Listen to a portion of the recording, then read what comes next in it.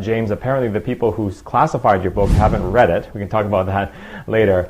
You got a great review, a couple great reviews, one by Ron Paul, one by David Stockman. I just want to quickly read this. David Stockman says, quote, "We can't trust the Federal Reserve to do the honest work that Jim Rickards has done in writing this book. When the monetary system finally fails, there will be a flight to the only money that's left in the system, and that will be gold." Essential reading. That's David Stockman. So, James, thank you for being on the show. How are you? I'm fine, Albert. Thank you, and thank you for that kind introduction and your kind words about the book. By the way, you're right. Amazon does have it ranked #1 in its commodities list, but it's also #1 on the money list. So they break it. They have all these subcategories of the rankings, and so I agree with you. I always explain to investors that, gold, I don't really think of gold as a commodity. It's not a commodity because it's not used for anything. It's only good really for money. But a lot of people do think of it as a commodity. It's traded on commodities exchanges. But we're #1 in commodities and #1 in money. So Amazon has it right. All right. Thanks for that correction. My first inclination is to ask you about the book, why do we need a new case for gold? But if you look at what's been going on in the markets, you look at the amount of monetary expansion we've had, and look at the price of gold, it appears that we do need a new case for gold because people are not buying the old case. Is that the market is not responding the way you would expect. So what is the new case for gold? Well, thanks, Albert. It's the title itself has a little bit of history, which I can explain briefly. Richard Nixon suspended gold redemptions in 1971. A lot of people think that's when the world went off the gold standard, but that was a technical thing. Actually, I spoke to Paul Volcker about this, and Volcker was in the room when Nixon did it. I also spoke to there were 5 people in the room. It was President Nixon, John Connally, Secretary of the Treasury, Paul Volcker, who was Deputy Secretary of the Treasury. There was Arthur Burns, who was Chairman of the Federal Reserve. And there was a 5th person there. And for a long time, I couldn't figure out who the 5th person was. And finally, I was speaking to a good friend of mine, Kenneth Dam. Kenneth was the dean of the University of Chicago Law School. He was acting Secretary of the Treasury on 9/11 because the Secretary of the Treasury at the time was actually in Tokyo and couldn't function in Washington. So Ken was deputy and took over, led the financial war on terror. So a very prominent American. And I said, Ken, I've never, he's a friend of mine, so I've never been able to figure out who the 5th man was. He said, it was me. Ken was a young lawyer in the Nixon administration at the time, and he was invited to go up to Camp David when Nixon went off gold. So he was the 5th man. So I've actually spoken personally to 2 of the 5 people in the room when Nixon ended the gold standard. But what they thought they were doing was temporary. They thought they were temporarily suspending redemption into gold, of dollars for gold, until they could reform the system and come back with something else. But the Reformation process took a different turn, led to floating exchange rates. And it was actually 3 years later, in 1974, when the International Monetary Fund finally demonetized gold. So that was really the end of the gold standard, at that time.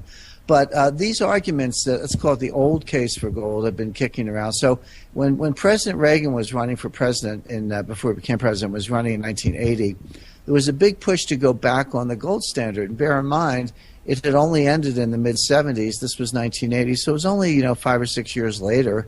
And it wasn't that long, and going back to the gold standard didn't seem that unreasonable. But what President Reagan did is, and this is often the Washington solution when there are controversial issues, he appointed a commission to study the issue. The commission was bipartisan. A lot of prominent Americans were on it, of both political parties. And they wrote a report, and they concluded that the U.S. should not go on a gold standard.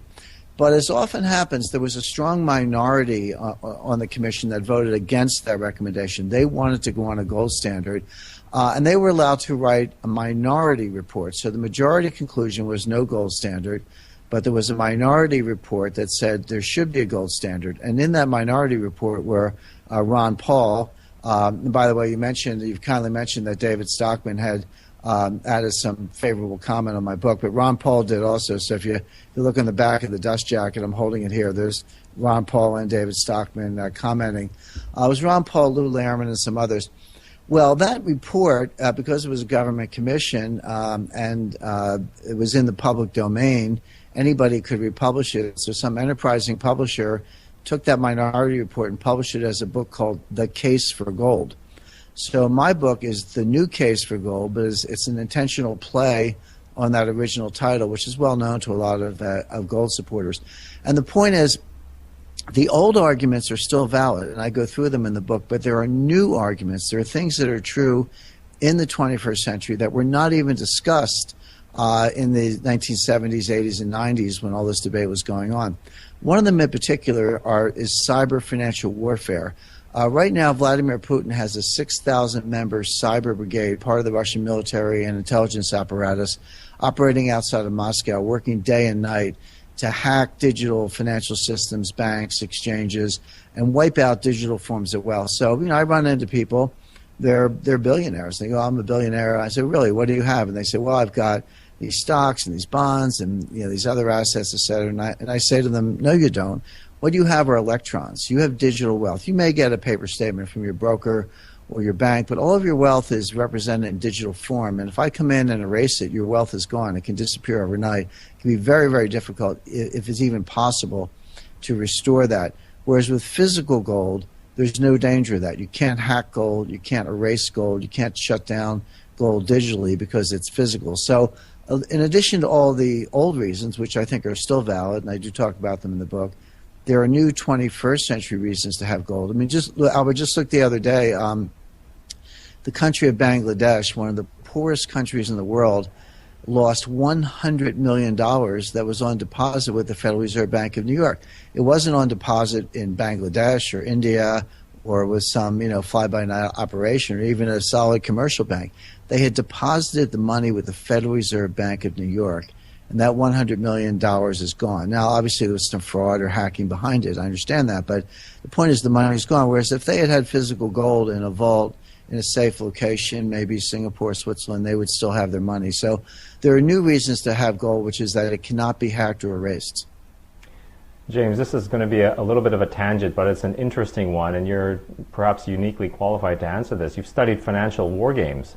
I'm wondering, in the case of some type of widespread digital attack where everything is wiped out, this is the stuff that movies are made of, there must be a way to restore it, though, right? Information, data storage, cold storage.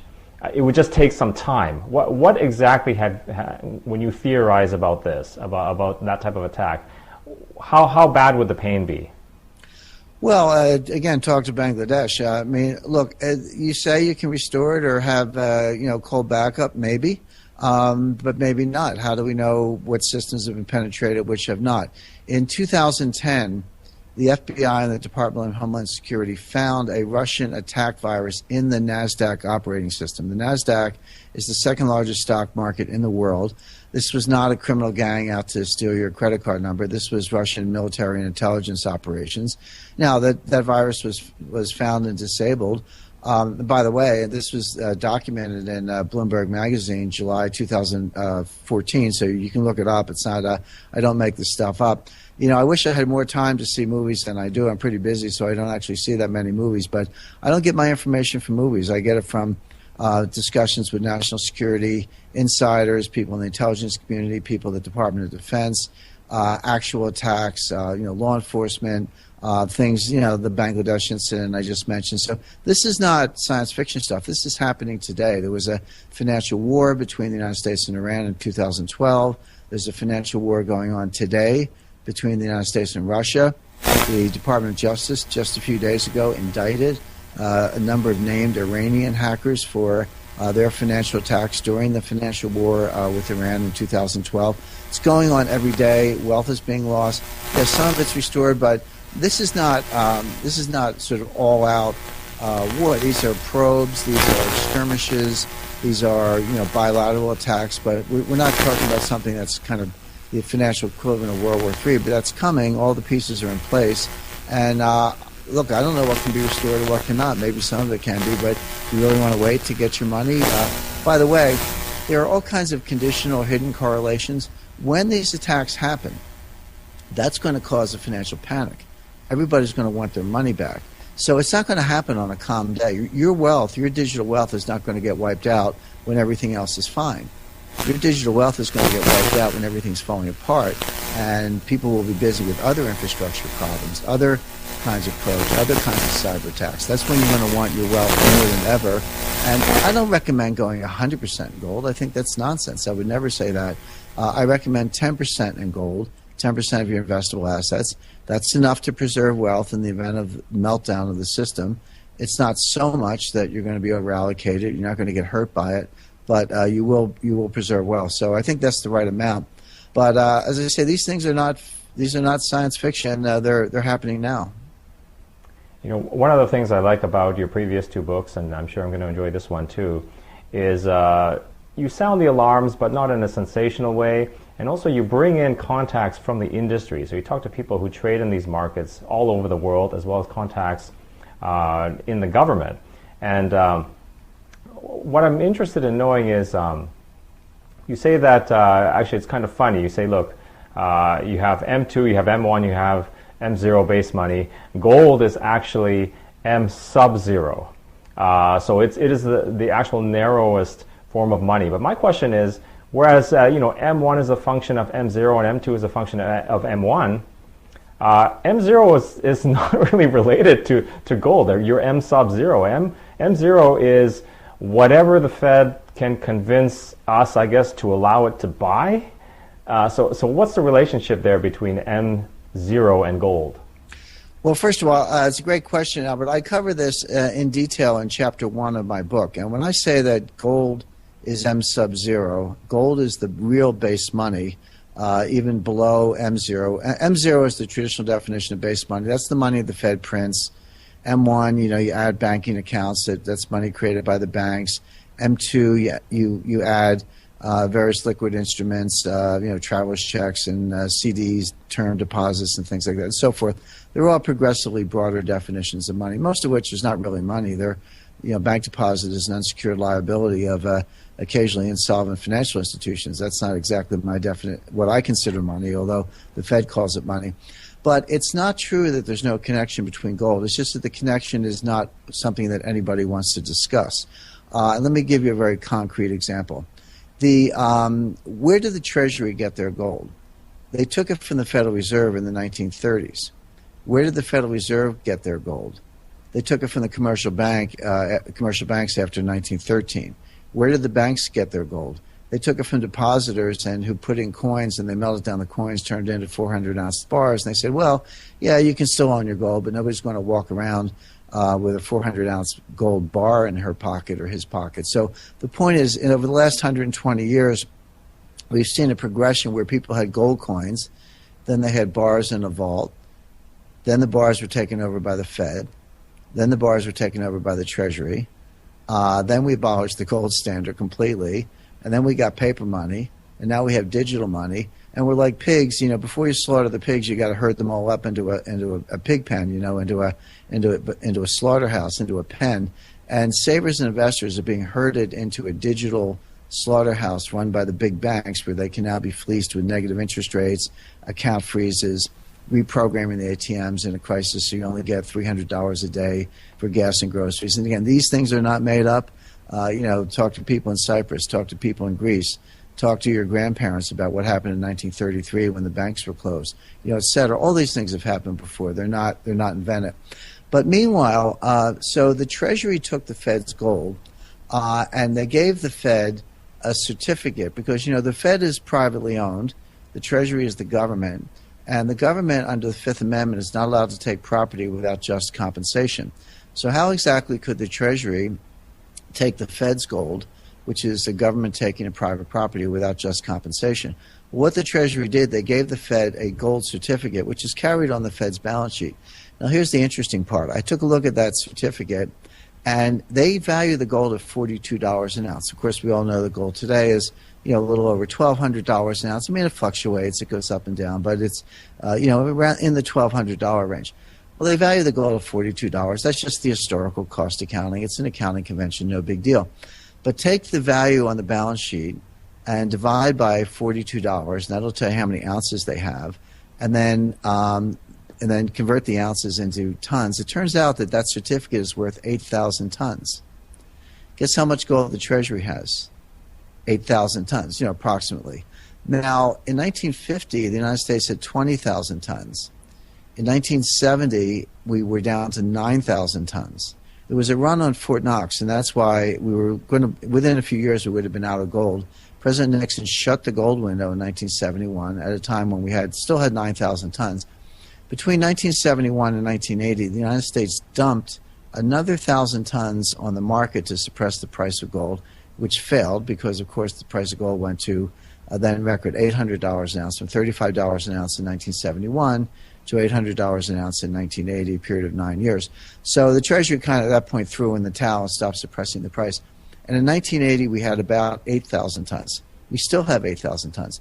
Why did the Treasury suddenly stop dumping gold at 8,000 tons? Why didn't they keep going? They could have dumped another 1,000 tons and another 1,000 tons. Instead, the United States twisted arms among our allies. We got England to dump their gold in 1999. We got Switzerland to dump several thousand tons in the early 2000s. Poor Canada just got rid of the last of their gold a few days ago. So we've been getting all these other countries to dump gold on the market. The IMF, we twisted their arms. They sold 400 tons in 2010. We've been getting everyone else to sell their gold. I'm curious about why the U.S. never sold any more gold after 1980. Well, could the answer be that the Treasury has 8,000 because they needed to back up that gold certificate over at the Fed, which also equates to 8,000 tons? It sure looks that way. So the gold is the real support for the Federal Reserve. The Treasury won't sell it because they have to potentially they have a moral obligation to honor their gold certificate to the Fed, which equates to 8,000 tons. So, look, does anybody talk about this? No. Do they mislead us? Yes. But I just look at the numbers, I look at the law, and I look at the facts, and I can see very plainly that the Fed is propped up not by the money supply, but by the gold.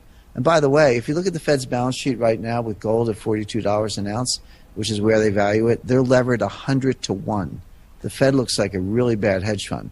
But if you took the gold and marked it to market at $1,200 an ounce, guess what the leverage would be? It's about 12 to 1. In other words, it looks like a normal bank.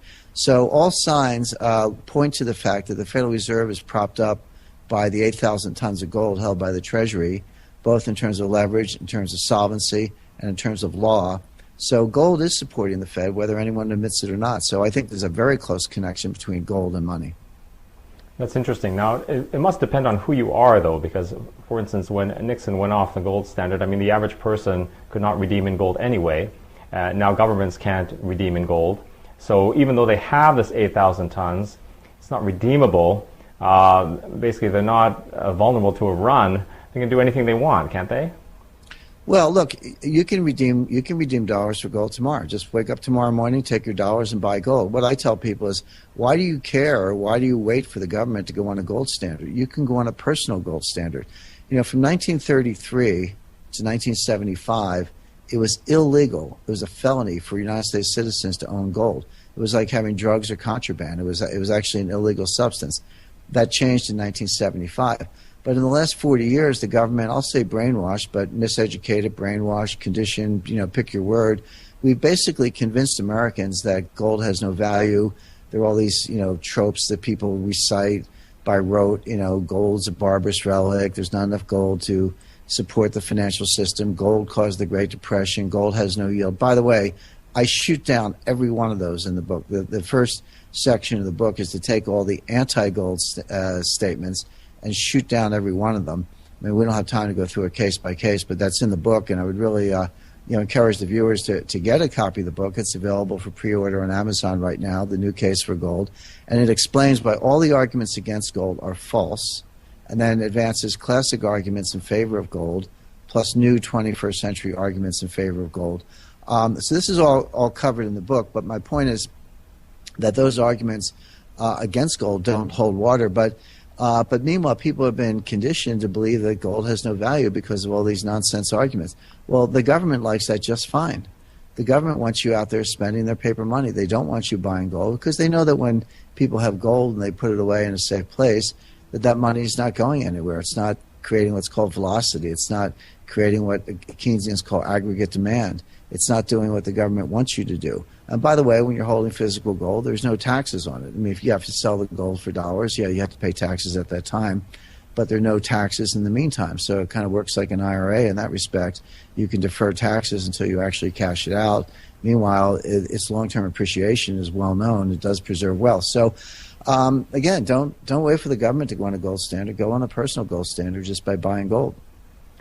I think that's fantastic advice, actually, and it's so easy to do.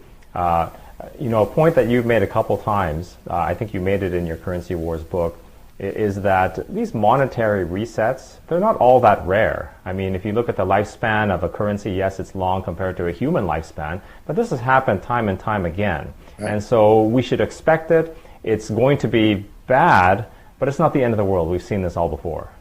Correct. And, I said the international monetary system is going to collapse, and it is going to collapse. And by the way, I'm not the only one saying that. Look at the power lead sources, and they're easy to find. Bank for International Settlements, Rajan, who's the governor of the Central Bank of India, he came out the other day and said we need a new Bretton Woods. Bernanke said it. Christine Lagarde has said it. The G20 has said it. They've all said it. The system's vulnerable to a collapse. It'll be worse than the last time. This is in all these official reports. So I absolutely say it. I say it maybe a little more publicly or a little more in plain English. I'm not.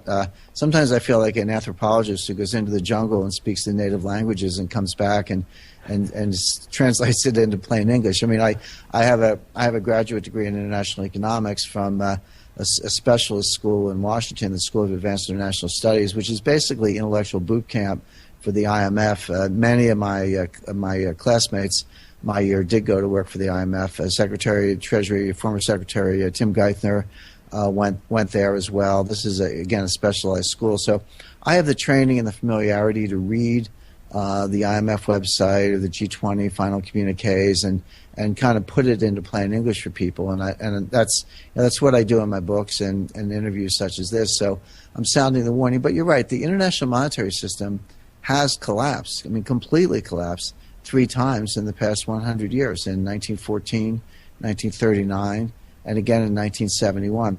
In each case, it was not the end of the world. We did not go to caves and eat canned goods and, wait for the apocalypse. What happens is that the major trading and financial powers of the time get together, sit down around a table.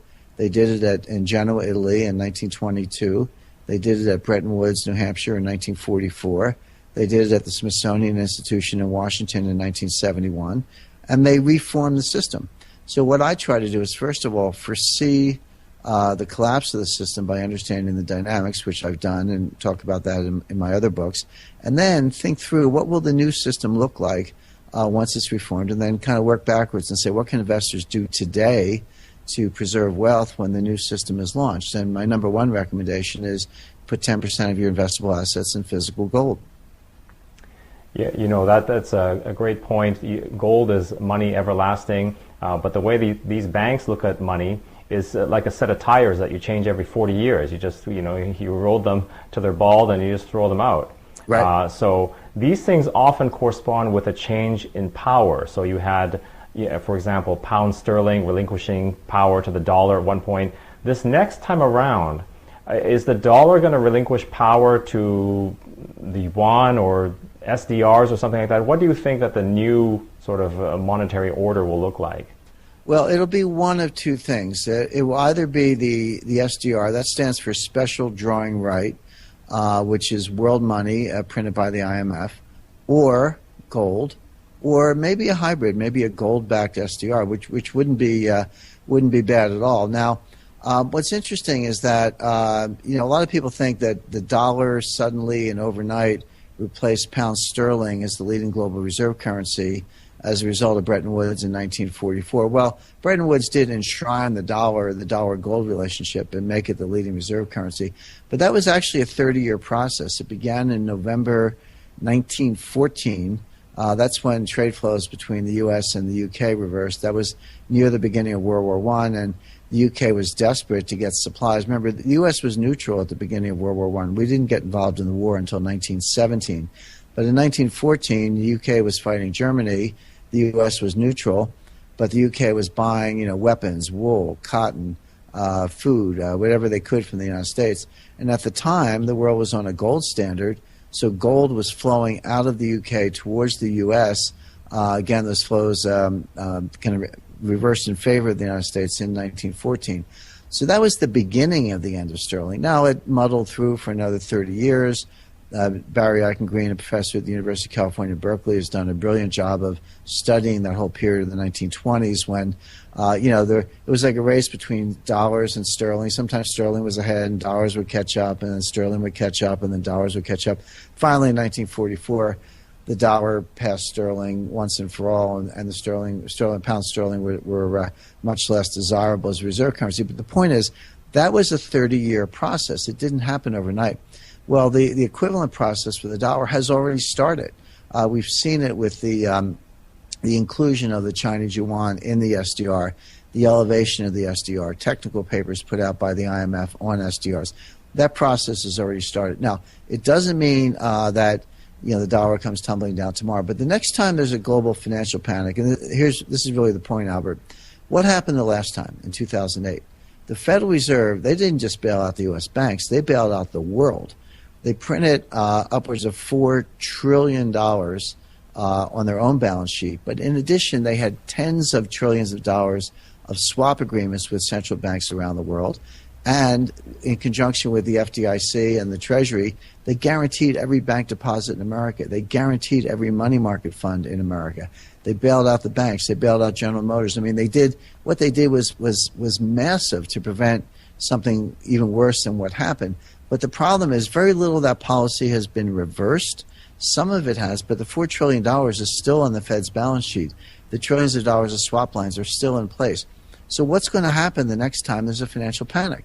Are they going to, because they haven't gone back down to normal, they're going to double it again, go to 8 trillion, 12 trillion? There is some, legally they could, but there's some outer limit of confidence when people are just going to wake up and say, you know what, I'm not buying into the system anymore. They're printing money, ad infinitum. I've lost confidence in it. Get me something, whether it's fine art or silver or land or gold. Get me something tangible. Get me something the Federal Reserve can't print because I no longer have confidence in the system. When we get to that point, and we may be there already, it just hasn't been tested yet, how will you reliquefy the world? In a new financial panic, how will you reliquefy the world if the Federal Reserve can't print up another $4 trillion? Well, the answer is the IMF can print this world money, the so-called SDR. Trillions of SDRs can be printed and handed out. Now, first of all, the IMF is completely unaccountable.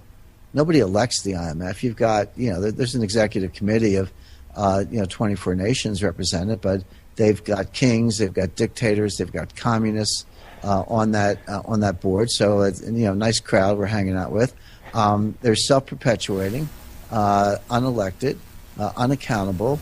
And when the inflation comes as a result of printing trillions of SDRs to bail out the world, Americans are going to complain about the inflation, and members of Congress will say, well, don't blame us, don't blame the Fed, it's those guys over at the IMF, good luck finding them over in the West End of Washington, D.C. They got a little hideout over there. So my point is that will be tried, but whether it's successful or not remains to be seen. In other words, if it works, it'll only be because people don't understand it, because it's so technical and so laced with jargon and so unaccountable that it'll just happen and no one will really understand it. But I think the more likely course is that people will say, you know what, we've lost confidence in all the other paper money we know. Why should we have any more confidence in this new form of paper money just because you give it a geeky name? That doesn't make it any better. Get me some gold. Now, I promise you, there is not one central bank in the world that wants a gold standard. They won't go to a gold standard because they want to, but they may go to a gold standard because they have to, because it's the only thing left that will restore confidence. And in that event, that's when you'll see $10,000 gold at least, perhaps much higher. Yeah, you answered my next question, actually. I agree, no central bank. I could argue that central banks were formed to avoid having to go to gold standard, meaning to avoid bank runs and the necessity of gold. But another follow-up question on the SDR, I could see how that would work if you had sort of an isolated crisis, so you had some emerging market country or something like that, had some debt, and you print up these SDRs and they go out on the open market and get the currencies they have to. But what if it's this global panic and everyone needs US dollars. Does printing SDRs help? Because they have to go out and get the dollars somehow. Doesn't the Fed ultimately have to come out again and print more dollars? Well, by the way, Albert, do you know the last time that SDRs were issued? I don't know. Maybe yesterday? I actually don't know. Well, it was 2009. The IMF issued over $300 billion equivalent of SDRs in 2009 during the last financial panic. Now, I might have been the only person in the world outside the IMF who noticed, but it did happen in August and September 2009. So they do trot these things out. Now, here's the answer to your question. Under the Articles of Agreement of the IMF, the SDRs have to be issued pro rata in relation to quotas. Quota is like your stock, what's your equity in the IMF. They don't call it equity, they call it quota, but again, just a little bit of jargon. But, the United States quota, round numbers, about 16%. China just got their quota increased to about 5%, and so forth. So different countries have different quotas. So when they issue SDRs, they have to issue them in proportion. So the U.S. and China together would get 21% of all the SDRs. So you can't just hand them out to poor countries. You have to hand them out to everybody in proportion. So that's number one. Now, you're right. So I'm hungry, let's say, and I want dollars or euros or Swiss francs. You just gave me a bunch of SDRs. What do I do? Well, the IMF has a secret trading desk inside the IMF. It exists today. It's very active. And what happens is a country that has SDRs that wants some other currency, there are other countries that have the currencies in their reserves and they want SDRs. So they basically just do a swap. So a country like Hungary, in my example, or it could be anybody, it could be Greece, they'll call up the IMF and say, we've got some SDRs to offer, what do I bid? And the IMF will say, hold the phone. They'll call China and say, bid me SDRs. China will say, we'll pay so much, et cetera. Okay, done, just like any other trade. So then China sends let's say, dollars to the IMF. Greece sends the SDRs to the IMF. China gets the SDRs. Greece gets the dollars. Greece can take the dollars, buy euro spot, etc. So that's how you turn it into hard currency. This is actually happening. And how do we know? Well, because look at China's reserve positions. We know how many SDRs China has been given by the IMF because we know what the prior issuance was. We know what China's quota was. And the IMF tells you that. It's not a secret. It's on their website. We know exactly how many SDRs have been given to China by the IMF. We also know how many SDRs China has in its reserve positions. Guess what? The SDRs in their reserves are greater than the SDRs they've been given. How do you explain the difference? Well, the answer is they bought them from other countries. In other words, we can tell just by studying China's reserve positions and SDR reports that China has been a buyer of SDRs. And that makes sense because they have too many dollars. When you buy an SDR, you dilute your dollar exposure. The SDR does have a large component of dollars in it, 40-some percent, but it also has euros and sterling and Japanese yen. And beginning next September, it'll have some SDRs. So when you sell a dollar and get an SDR, depending on the cross rate, you actually dilute your dollar position, which suits China just fine because they've got too many dollars. So this business of turning SDRs into euros and dollars, it's pretty straightforward. There is a trading desk in the IMF that will facilitate that. But the point is, the SDRs don't disappear. They just get passed around, but they still add to global liquidity, and they still have enormous inflationary potential. Yeah, I'm wondering, would the exchange rate hold up if, for instance, there was a major banking crisis in Europe, and Italian and French and Greek and all sorts of banks needed to use this facility? Would it hold up in that situation? Well, the SDR is a floating exchange rate. So the thing is, the value of the SDR is calculated with reference to the currencies that are included. Now, this is a source of confusion because currently there are 4 currencies in the SDR basket. And we mentioned them: dollars, euros, yen, and pound sterling. The IMF has announced that they're going to add a 5th, which is the Chinese yuan, but that's not effective yet. It won't be effective until next September. But let's just say we're there, and now you have 5 currencies. Well, a lot of people think that those 5 currencies are put in a lockbox and they're used to back up the SDR. That's not true. The SDR is not backed by anything. The purpose of the 5 currencies is to do a math problem to calculate the value of an SDR. So right now the SDR is worth, about $1.45, but it has fluctuated between $1.35 and $1.55. So it's just like any other cross rate, it's a floating exchange rate. But what happens is, let's say you have dollars and euros in the SDR, which you do. They're part of the formula. So let's say the dollar is going down and the euro is going up. Well, what's happening to the SDR? The answer is not very much, because one of the component currencies is going down, but the other component currency is going up. And when you apply the formula, the value of the SDR in euros, let's say, might actually be getting higher. So the SDR has kind of a built-in equilibrating mechanism to maintain stability vis-a-vis other currencies. So yes, in a single currency it could fluctuate, but taking into account all the currencies in the basket, and particularly as it relates to gold, it doesn't fluctuate that much. So it's actually more stable than any single currency, and that's another reason that central banks like it. I'm sitting here praising the virtues of SDRs. I'm really just explaining how they work, because it's not very well understood. But my point is, it's just another form of paper money.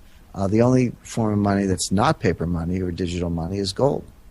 Right, right. It certainly has a kind of a Frankenstein-sounding description there.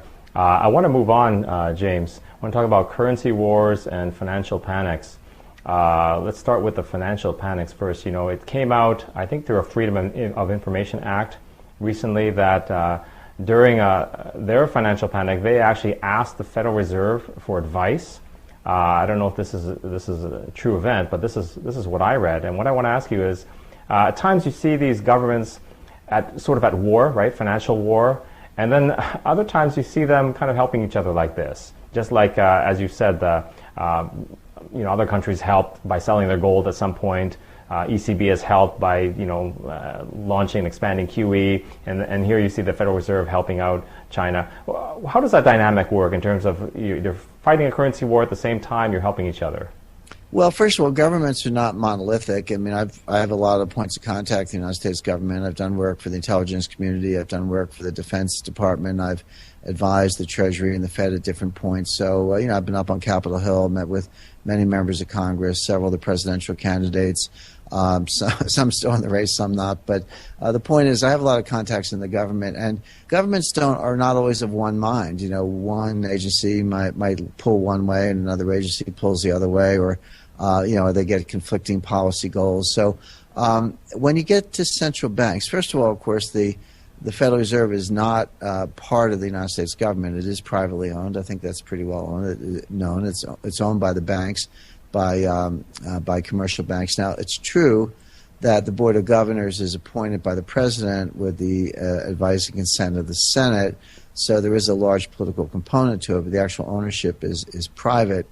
But if you look at these central bankers, and I think this is one of the major problems in economics today, for some reason the finance PhDs have taken over central banking. That did not used to be true. It used to be that the appointees to the Federal Reserve Board, they were either just political appointees. Actually, the Secretary of the Treasury used to be a member of the Board of Governors of the Federal Reserve System. That's not true today, but when the system was first set up, it was true. Or they used to be, community bankers, or they would be successful business people. They weren't quants and PhDs, but today, Mario Draghi, Janet Yellen, Stan Fisher, I mean, these people, they all went to MIT, or, one of a small number of schools, either Harvard, University of Chicago. They were each other's teachers and thesis advisors. I mean, Stan Fisher's a little bit, vice chairman of the Fed, he's a little bit older than some of the others, but he was thesis advisor, PhD thesis advisor to other people who are governors and heads of central banks in other major countries around the world. This is like a club. It's very incestuous. They all think alike. They all got the same education, the same training. They all believe in the same models. This makes the system enormously vulnerable because there's a lack of what's called cognitive diversity. I saw this in action at Long-Term Capital Management. I was the general counsel there. We had 16 partners with PhDs. Can you imagine? 16 finance PhDs. It sounds like a lot of brain power. They were smart. I mean, they were all smarter than I am. I mean, they all have 170 IQs, and they're Nobel Prize winners, and they're geniuses, and they were the fathers of modern financial theory, et cetera. But they had a blind spot. And the problem was they all had the same blind spot. You would have been better off firing a couple of PhDs and hiring, the landscaper and the receptionist. You might have lowered the average IQ, but you would have expanded the cognitive diversity, and you would have seen things that you wouldn't otherwise see.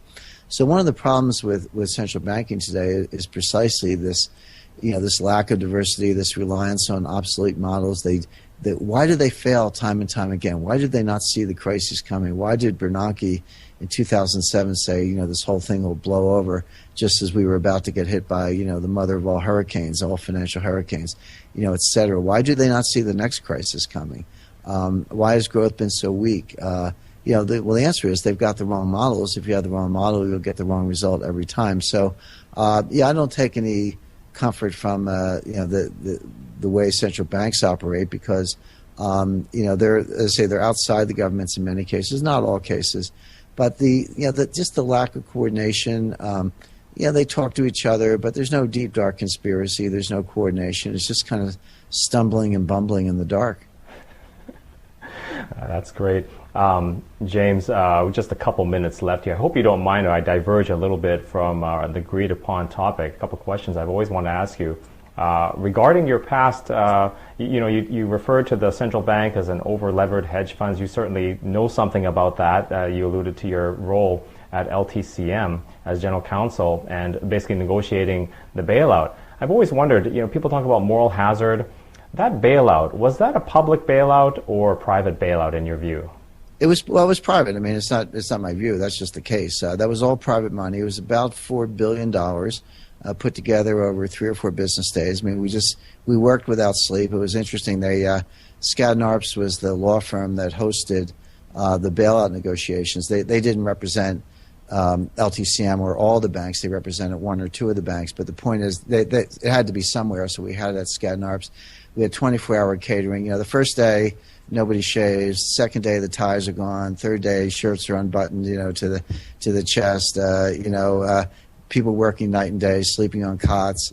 But we worked around the clock because we knew that we only had hours and days to save the world financial system. It literally came within hours of every stock and bond market in the world shutting down. That is not an exaggeration.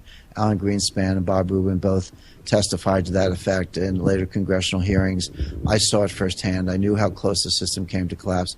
One of the reasons I was able to see 2008 coming, because I was on the lecture circuit in 2005, 2006. I didn't have my books out then. They came later, but I was lecturing. I had a regular class at the Kellogg School at Northwestern. I lectured at SAIS in Washington, the Applied Physics Laboratory, and elsewhere. And I made it very plain that this collapse was coming. I didn't specifically say, this date or the mortgage market, but I could just see it systemically what was going on.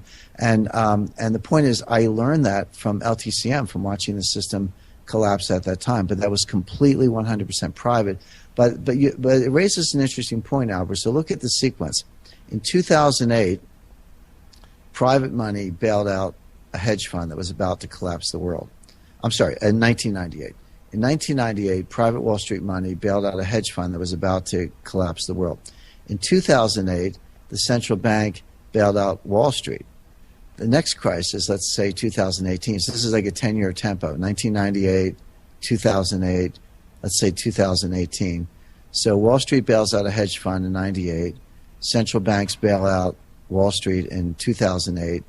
Who's going to bail out the central banks in 2018? Who's bigger than the central banks?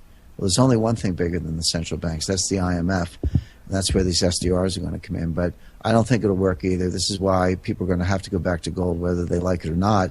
But don't wait. Get your gold today. My book, The New Case for Gold, explains why. Part of it's theoretical. Part of it's the sort of thing we've been talking about systemic risk. But another part of it is very practical. It has practical advice on where to get gold, how to store it, how to think about it, why physical gold rather than paper gold. So it's a little bit of a how-to survival guide as well, and I hope people enjoy it. Okay, one more short question. You've got contacts in government and on Wall Street. I want to talk about Donald Trump. Just your view. The establishment seems to be afraid of him. Is he a threat? Why are people reacting the way they are to him? It seems more than just a guy who acts like a buffoon that they don't like. They seem to be legitimately concerned that something is going to change. Well, they should be, because he stands for the opposite of everything they stand for. When you try to define Trump, he's actually a bit of a populist. He's not what they call a movement conservative. He has some conservative views on certain topics. He's shown amazing strength among evangelicals. One would have thought that Ted Cruz had a lock on the evangelical vote, but that has not turned out to be true. Trump has a lot of support among evangelicals.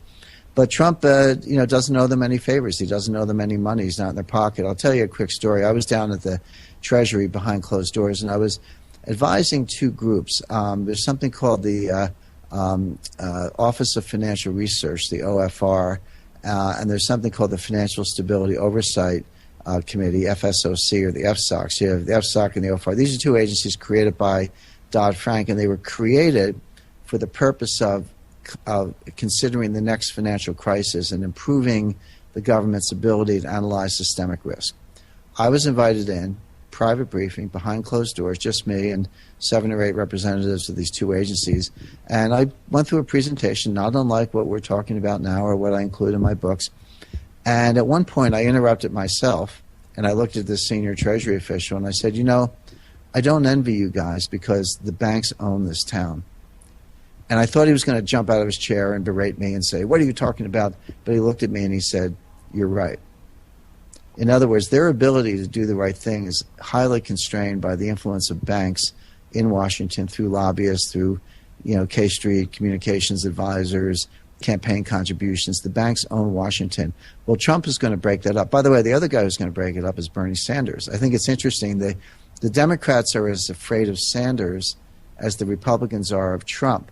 Trump and Sanders, you think of right-wing Republicans and left-wing progressive Democrats, they actually have a lot in common. I've said this before. Elizabeth Warren has a lot in common with Ron Paul when it comes to banks, because whether it's a sort of a populist, right-wing populist, or a left-wing socialist, they both understand that the banks are destroying America, the banks own Washington, and that needs to be broken up. And that's why the power elite are afraid of Trump. Seems like the battle lines have been redrawn in the sense it's Hillary Clinton versus everyone at this point. Well, we'll see if she makes it. I think she may be facing criminal charges, so we'll see how that plays out. All right. Are you endorsing anyone at this point? No, I've met with a number of the candidates. I've met with past and present. Had very cordial meetings with Rick Perry, Rand Paul, Ted Cruz, Hillary Clinton. If any of them called me, I don't work for pay. I work for free. If people want my advice, I'm happy to give it. If not, that's up to them. I just want what's best for America, and I offer my best advice.